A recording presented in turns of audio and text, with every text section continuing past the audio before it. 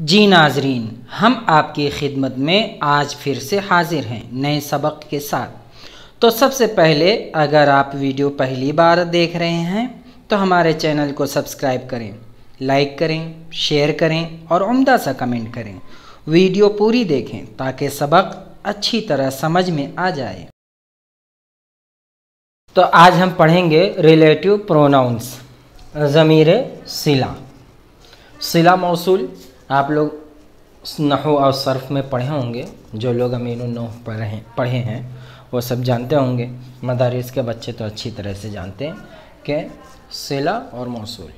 और आयतल्लज़ी युकज़्ज़िबु बिद्दीन, क्या तुमने उसको नहीं देखा जिसने दीन को झुठला दिया। तो अल्लज़ी जो है ये सिला है, युकज़्ज़िबु बिद्दीन ये पूरा मौसूल है, सिला का मौसूल है ना।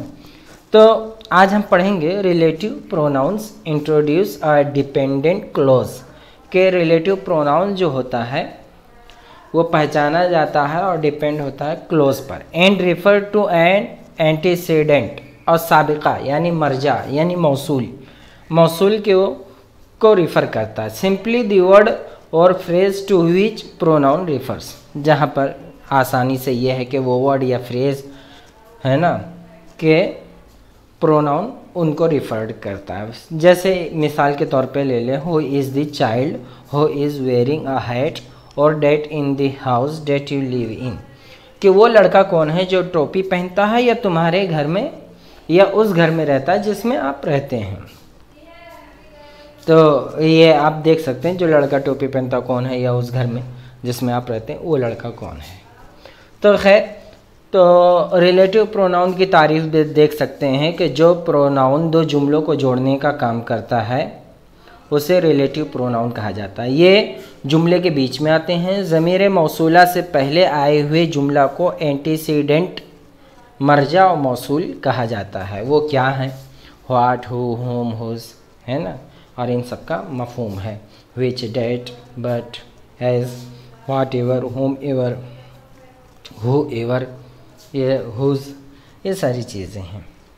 और ये तो सब पता ही होगा, व्हाट एवर जो कुछ, विच एवर जैसा भी, है ना, हु एवर जो भी, होम एवर जो भी मिले, मफूल। रिलेटिव प्रोनाउन, तो अब अगर मिसालें देखनी हो तो उसमें मिसालें भी अलग से दिया। The man who is honest succeeds in the life, कि जो आदमी ईमानदार होता है ज़िंदगी में कामयाब होता है। These are the dogs which bit the children, ये वही कुत्ते हैं जिन्होंने बच्चों को काटा था, है ना। तो इसमें आप मिसालें देख सकते हैं कि दीज आर द डॉग्स। तो विच, ये विच जो आया है यही है ना सिला, इसी को कहते हैं ज़मीर सिला, तो ज़मीर मौसूला।